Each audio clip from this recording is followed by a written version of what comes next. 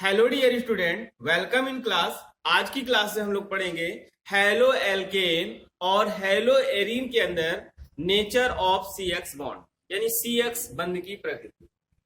सी X bond में सी क्या है? कार्बन है सी, और एक्स क्या होता है? हैलोजन। हम लोग जान चुके हैं कौन कौन से हैलोजन हो सकते हैं। हैलोजन हो सकता है फ्लोरीन, क्लोरीन, ब्रोमीन, आयोडीन। ये हैलोजन हो सकते हैं।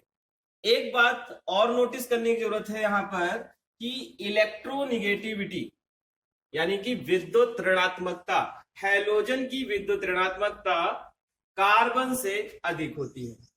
Electro negativity of halogen is greater than electronegativity of carbon. अब यहां पर एक बात आती है कि विद्युत ऋणात्मकता इलेक्ट्रोनिगेटिविटी क्या होती है। जिन बच्चों को नहीं पता है उनके लिए बता देते हैं। पहले देखें क्या कहा कि इलेक्ट्रोनिगेटिविटी विद्युत ऋणात्मकता हैलोजन की कार्बन की विद्युत ऋणात्मकता से ज्यादा है। विद्युत ऋणात्मकता क्या होता है कि जो साझे के इलेक्ट्रॉन हैं, किसी तत्व का साझे के इलेक्ट्रॉनों को अपनी ओर खींचना, अपनी ओर अट्रैक्ट करना, ये जो प्रॉपर्टी है ये कहलाती है विद्युत ऋणात्मकता या इलेक्ट्रोनिगेटिविटी। अर्थात किसी तत्व द्वारा साझे के इलेक्ट्रॉनों का अपनी ओर खींचने का गुण, आकर्षित करने का गुण विद्युत ऋणात्मकता कहलाता है। तो यहां पर फिर से देखते हैं, विद्युत ऋणात्मकता किसकी ज्यादा है? हैलोजन की। हैलोजन की। और कार्बन की विद्युत ऋणात्मकता हैलोजन से कम है। तो जिसके कारण हैलोजन क्या करेगा, जो शेयरिंग इलेक्ट्रॉन है वो बीचों बीच ना रहकर पार्शियली, आंशिक रूप से क्या होंगे, हैलोजन की ओर विस्थापित हो जाएंगे। हैलोजन उन्हें अट्रैक्ट कर लेगा क्योंकि हैलोजन की विद्युत ऋणात्मकता कार्बन से अधिक है। इसलिए हैलोजन पर कैसा आएगा? आंशिक ऋणावेश। जो इलेक्ट्रॉन ग्रहण करता है उस पर ऋणावेश आता है, लेकिन इसने पूर्णतया ग्रहण नहीं किया है, इसने आंशिक रूप से ग्रहण किया है, इसलिए इस पर कैसा आएगा? आंशिक ऋणावेश। और इस पर कैसा आवेश आ जाएगा? आंशिक धनावेश। अर्थात ये कैसा हो गया? द्विध्रुव उत्पन्न हो गया, ध्रुव उत्पन्न हो गए। अर्थात इसकी प्रकृति कैसी हो गई इस बॉन्ड की? पोलर। पोलर अर्थात हम क्या कह सकते हैं कि सी एक्स बंध की प्रकृति कैसी होती है? ध्रुवी होती है। ये बॉन्ड कैसा हो गया? Polar bond. और फॉर्मेशन किसका हुआ? डाईपोल का। डाईपोल का। अर्थात अगर एग्जाम में आपसे क्वेश्चन पूछ लिया जाए कि nature of bond, C X बंध की प्रकृति बताइए, तो हम लोग क्या बोल सकते हैं कि सी एक्स बंध में हैलोजन की विद्युत ऋणात्मकता कार्बन से अधिक होती है, जिससे शेयरिंग इलेक्ट्रॉन, साझे के इलेक्ट्रॉन मध्य में ना रहकर हैलोजन की ओर आंशिक रूप से विस्थापित हो जाते हैं, जिससे हैलोजन पर आंशिक ऋणावेश और कार्बन पर आंशिक धनावेश आ जाता है। अर्थात सी एक्स बंध की प्रकृति पोलर होती है, अर्थात ध्रुवीय होती है, और ये द्विध्रुव का निर्माण करता है। आगे बात करते हैं order of bond length. Order of bond length मतलब बंध की लंबाई किसकी अधिक होगी। अब आपको मालूम है हैलोजन, हैलोजन कौन कौन से हो सकते हैं? Fluorine, chlorine, bromine, iodine. इनमें साइज में भी पता है आपको, सबसे ज्यादा साइज छोटा किसका होगा? फ्लोरीन का। सबसे बड़ा किसका होगा? आयोडीन का। तो यहां पर बॉन्ड ऑर्डर में क्या होगा कि सब, यानी बॉन्ड ऑर्डर इनकी बीच बात करेंगे, सी एक्स, तो एक्स की जगह एफ हो सकता है, सी सी एल हो सकता है, सी यहां पर बी आर हो सकता है, और सी आई हो सकता है।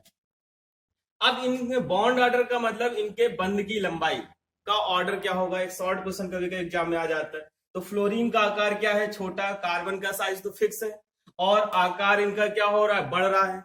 अगर हैलोजन का साइज बढ़ रहा है तो इनका बॉन्ड लेंथ भी क्या होगी? इंक्रीज होगी। तो बॉन्ड लेंथ इंक्रीज करने का ऑर्डर क्या आ जाएगा? ये आ जाएगा।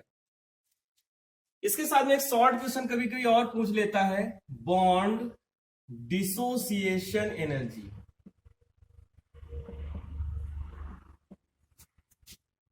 बॉन्ड डिसोसिएशन एनर्जी, बंध वियोजन ऊर्जा, मतलब बंध वियोजन ऊर्जा किसकी अधिक होगी।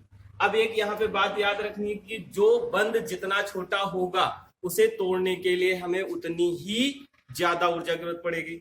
जैसे ये मार्कर उठा लेते हैं, अगर मार्कर या एक स्टिक ले लेते, लकड़ी ले लेते, मान लेते लकड़ी का आकार बड़ा है, उसे बीच से तोड़ना आसान है, फिर उसे तोड़ने के बाद एक टुकड़ा ले, उसे तोड़ना थोड़ा मुश्किल हो जाएगा, और जगह छोटा सा टुकड़ा आ जाए अब इसे तोड़े तो उसे तोड़ना क्या होगा, उतना ही मुश्किल हो जाएगा, अर्थात उतनी ही ज्यादा हमें एनर्जी लगानी पड़ेगी। तो अर्थात किसी बंध को तोड़ने के लिए हमें जितनी ज्यादा ऊर्जा की आवश्यकता होती है वो बंध उतना ही मजबूत होता है, अर्थात उसमें ऊर्जा उतनी ही ज्यादा लगेगी। एक बार फिर से सुन लेते हैं कि जो बंध जितना छोटा होगा उसे तोड़ने के लिए उतनी ही अधिक ऊर्जा की आवश्यकता होगी। तो इनमें से बात करो तो सबसे बंध कौन सा छोटा है, ये, और ये बंध लंबाई क्या है, सबसे बड़ी है, तो बड़ी चीज को तोड़ना आसान होता है।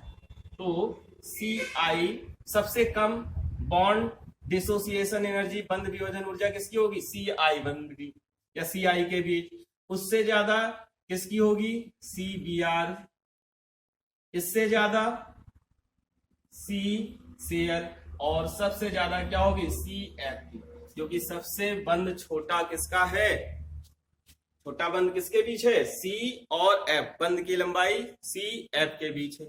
कभी कभी एक छोटा सा और क्वेश्चन पूछ लेता है, dipole moment, order of dipole moment,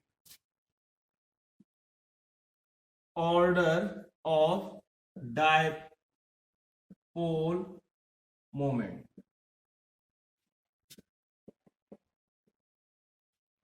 द्विध्रुव आघूर्ण का क्रम, क्यों, क्योंकि ये बंध कैसा था, ध्रुवी, अगर बंध ध्रुवी है तो इनमें क्या होगा, द्विध्रुव आघूर्ण होगा।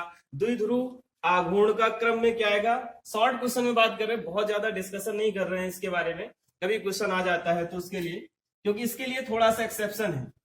बॉन्ड डिसोसिएशन एनर्जी क्या है, कार्बन और फ्लोरीन के बीच की सबसे ज्यादा है, और बंध लंबाई किसकी है, सबसे कम है, CF के बीच की। तो डायपोल मोमेंट में एक एक्सेप्शन है, अपवाद है, सबसे ज्यादा बॉन्ड एंथैल्पी किसकी ज्यादा होती है, हम लोगों ने फर्स्ट ईयर में पढ़ रखा है 11th क्लास में कि क्लोरीन की बॉन्ड एंथैल्पी जो होती है सबसे ज्यादा होती है। तो इसलिए डायपोल मोमेंट जो होगा वो सबसे ज्यादा होगा कार्बन और chlorine, then CF, then CBr और देन CI। कभी भी ऑर्डर, यहां पर कार्बन के साथ में कोई भी एल्किल ग्रुप हो सकता है, आपसे ऐसे क्वेश्चन नहीं पूछेगा, कार्बन के साथ जब एग्जाम में क्वेश्चन आएगा तो कार्बन के साथ कोई ना कोई ग्रुप अटैच करके दिया होगा, हाइड्रोजन अटैच होंगे या कार्बन चेन की लेंथ को इंक्रीज किया होगा। इतना सा इस पे डायपोल मोमेंट पे या CX बॉन्ड पर इस तरह से कुछ क्वेश्चन आपके एग्जाम में पूछ लिए जाते हैं। एक चीज और है, नोट लगा के बात कर लेते हैं, अगर यहाँ पर कार्बन ना होता, हेलो एल्केन ना होता, अगर सीधे हाइड्रोजन हैलाइड होता तो हाइड्रोजन हैलाइड में कोई एक्सेप्शन नहीं है, डायपोल मोमेंट सबसे ज्यादा किसका होगा, हाइड्रोजन फ्लोराइड का, देन HCl, देन HBr, और सबसे कम होगा HI का। ये कुछ छोटे से क्वेश्चन है, आप इन्हें प्रैक्टिस करिएगा, आप लोग इसका स्क्रीनशॉट ले लीजिए। ओके।